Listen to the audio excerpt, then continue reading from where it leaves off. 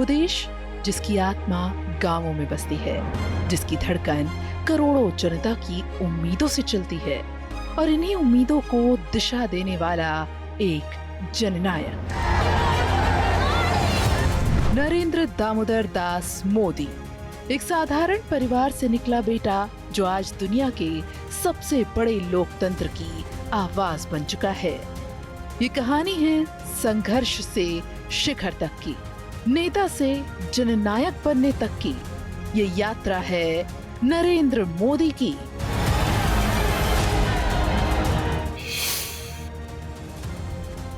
सितंबर 1950 को गुजरात के वडनगर में नरेंद्र मोदी का जन्म हुआ।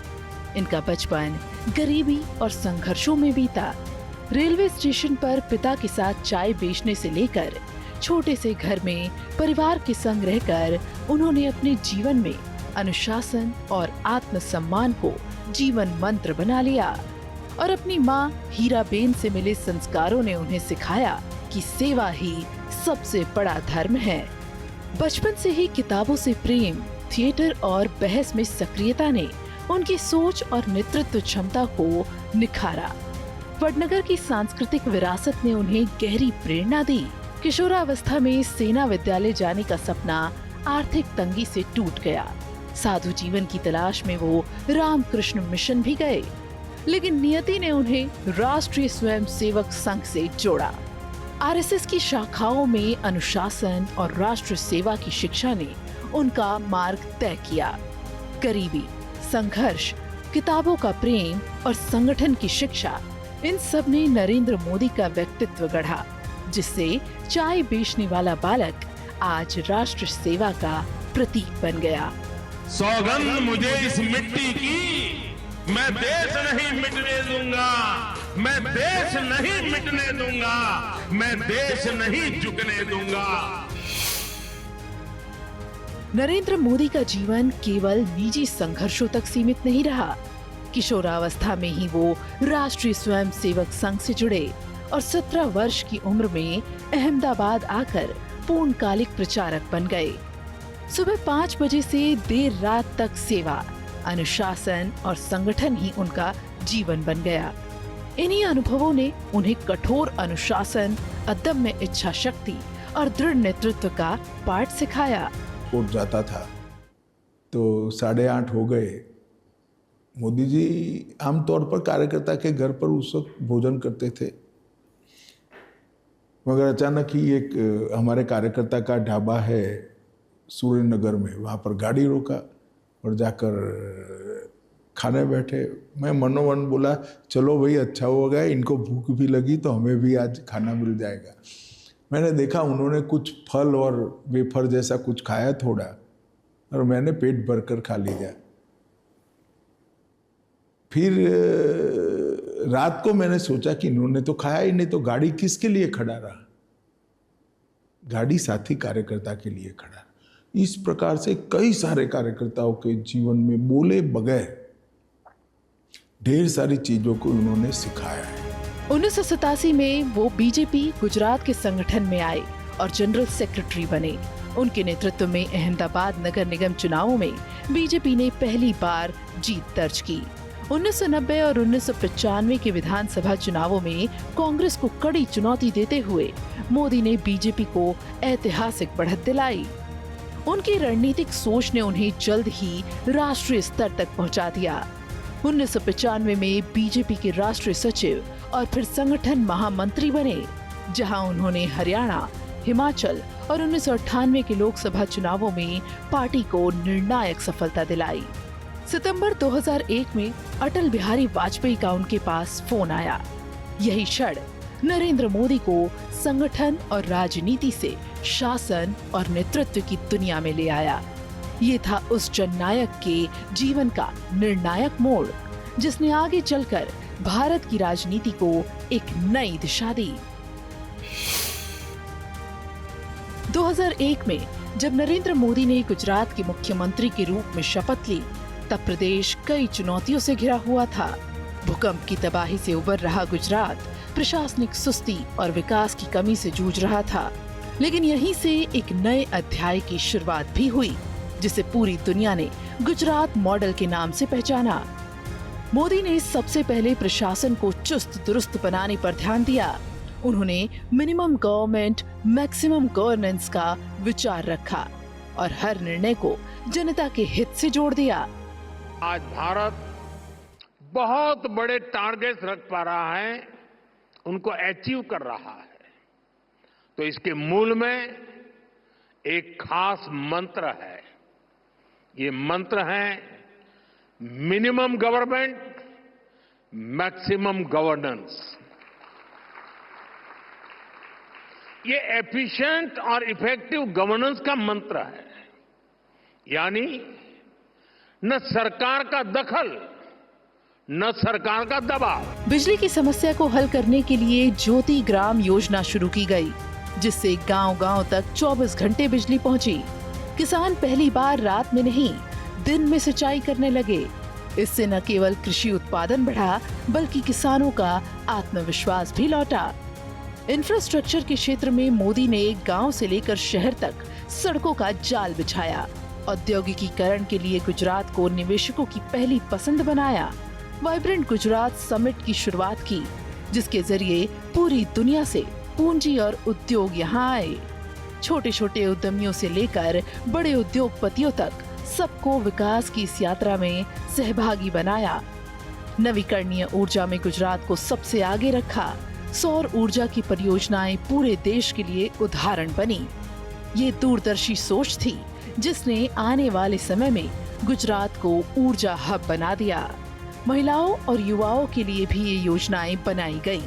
कौशल विकास के कार्यक्रमों ने युवाओं को रोजगार और स्वरोजगार के अवसर दिए। महिलाओं की भागीदारी बढ़ी। सक्षम महिला सक्षम समाज के विचार को आगे बढ़ाया। मोदी जी जननायक हैं इसलिए क्योंकि वो जन के लोगों के बारे में सोचते हैं। एकदम जो व्यक्ति एकदम सामान्य वर्ग से, वो खुद सामान्य वर्ग से आए हुए हैं, सामान्य परिवार से आए हुए हैं, और इस वजह से उन्हें जो जड़ से ज़रूरतें होती हैं वो उन्हें पता है, और जो छोटी छोटी जो भी ज़रूरतें हैं वो उन्होंने हमेशा पूरी की हैं। और इसे उन्होंने संवेदनाओं को समझते हुए, लोगों की संवेदनाओं को समझते हुए उन्होंने पूरा किया है। लोगों छोटे छोटे या मध्यम वर्गीय जो भी लोग हैं उनके बारे में जो सोचते हैं, इस वजह से वो एक जननायक की तरह से उभर के आए हैं। और बहुत खुशी मिलती है कि ऐसे प्रधानमंत्री हमारे साथ हैं। हमारे प्रधानमंत्री ऐसे हैं और वो हमेशा सदा ही हमारे साथ रहें।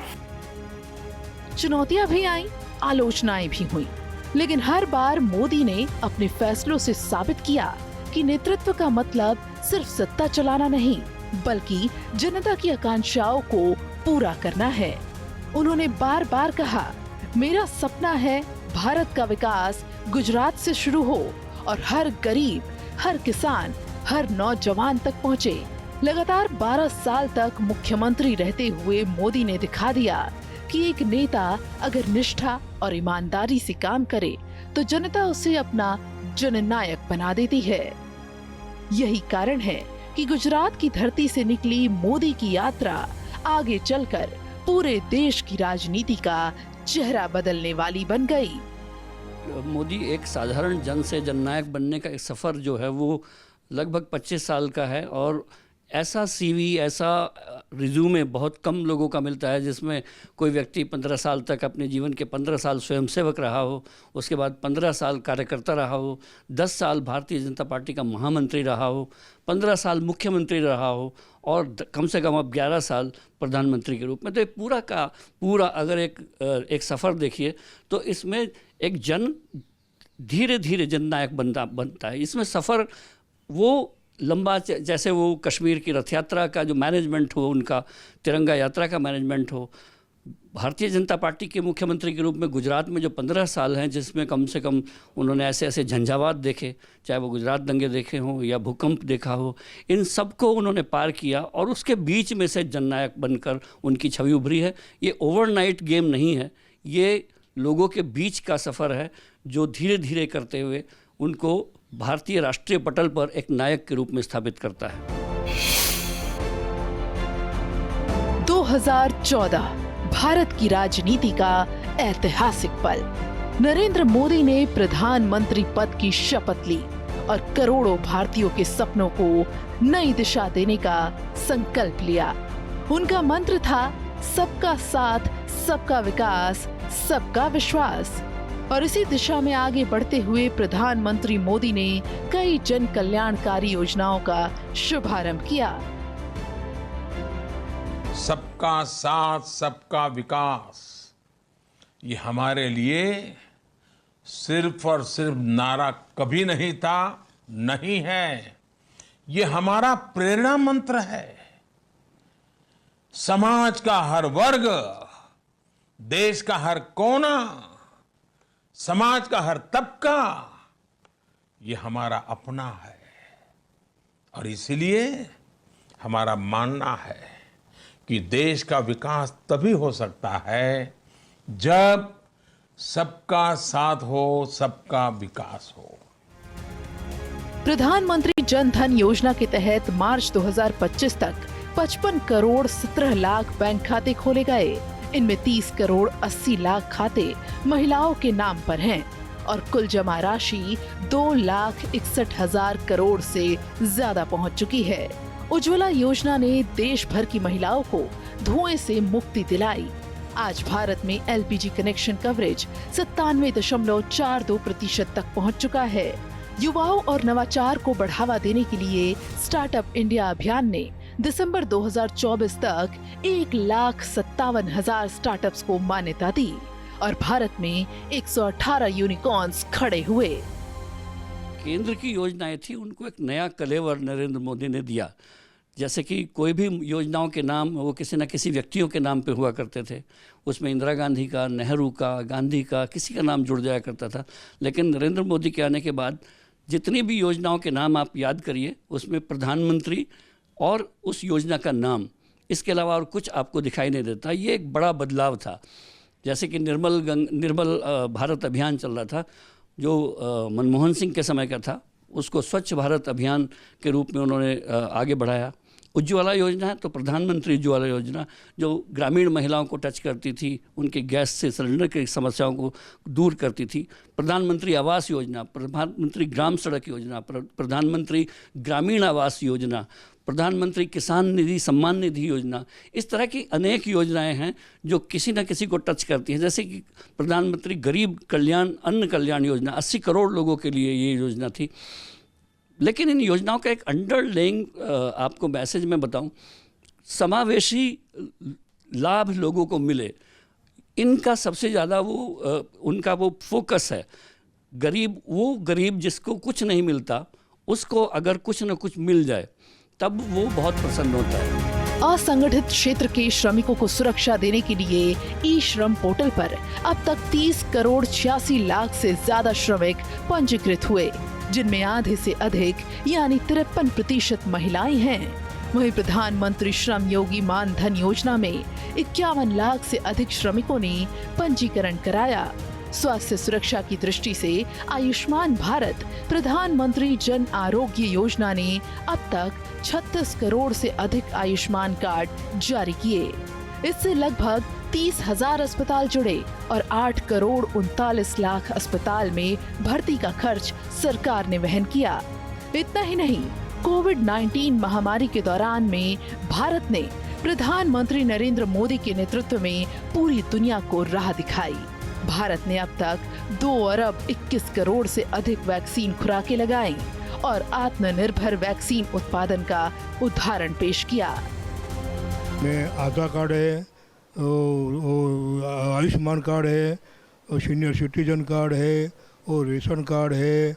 इस सब का मैं लाभ लेता हूँ और अच्छा मिलता है और हमने लाभ है। और मोदी साहब के क्या है, ये अच्छा किया है और हजी वो टके, ये हमारी इच्छा है।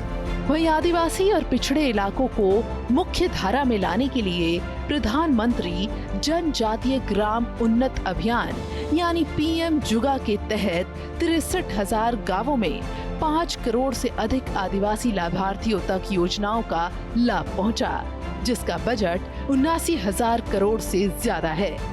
इसके साथ साथ धरती आबा जन भागीदारी अभियान के तहत 2025 में 53 लाख से ज्यादा आदिवासी लाभार्थियों तक सरकारी योजनाएं सीधे पहुंचाई गयी, जिनमें 1,38,000 Aadhaar card, 1,68,000 Ayushman card, 22,000 Ujjwala connection और 32,000 से अधिक जन धन खाते शामिल हैं। प्रधानमंत्री नरेंद्र मोदी के नेतृत्व में भारत नई ऊंचाइयों पर पहुंचा है। चौथी सबसे बड़ी अर्थव्यवस्था बनने से लेकर अंतरिक्ष, डिजिटल लेन देन, ऊर्जा और वैश्विक सहयोग तक हर क्षेत्र में अभूतपूर्व उपलब्धियां दर्ज हुई हैं। माइंड टॉकिंग कार्यक्रम प्रधानमंत्री मोदी की पहल से भारत की सोच, दृष्टिकोण और संचरण की क्षमता को सीधे वैश्विक दर्शकों तक पहुंचाता है। इससे ये स्पष्ट हुआ है कि भारत केवल प्रतिक्रिया नहीं दे रहा, बल्कि वैश्विक विमर्श को आकार भी दे रहा है। ये कार्यक्रम चाहे अंतर्राष्ट्रीय स्तर पर भारत की आर्थिक, तकनीकी या स्वास्थ्य पहल का संचार हो, दुनिया भर में सकारात्मक संदेश और प्रभाव की वो धारा है जो दिमागों को जोड़ रही है। यही नहीं, प्रधानमंत्री नरेंद्र मोदी की पहल पर भारत ने अंतर्राष्ट्रीय स्तर पर कई नए आयाम स्थापित किए हैं, जैसे international solar alliance, global biofuels alliance, mission life और one sun one world one grid. ये न केवल वैश्विक विकल्प प्रस्तुत करते हैं, बल्कि दक्षिणी देशों की आवाज को भी मजबूती देते हैं। इस प्रकार मिशन माइंड टॉकिंग के जरिए भारत विश्व गुरु बनने की दिशा में अग्रसर है और हर कदम पर प्रधानमंत्री मोदी के नेतृत्व में भारत की सार्वभौमिक छवि, उसके आर्थिक, सांस्कृतिक, तकनीकी और स्वास्थ्य संबंधी योगदान दुनिया के बीच एक आत्मविश्वास पूर्ण और सकारात्मक संवाद के रूप में गूंज रहे हैं।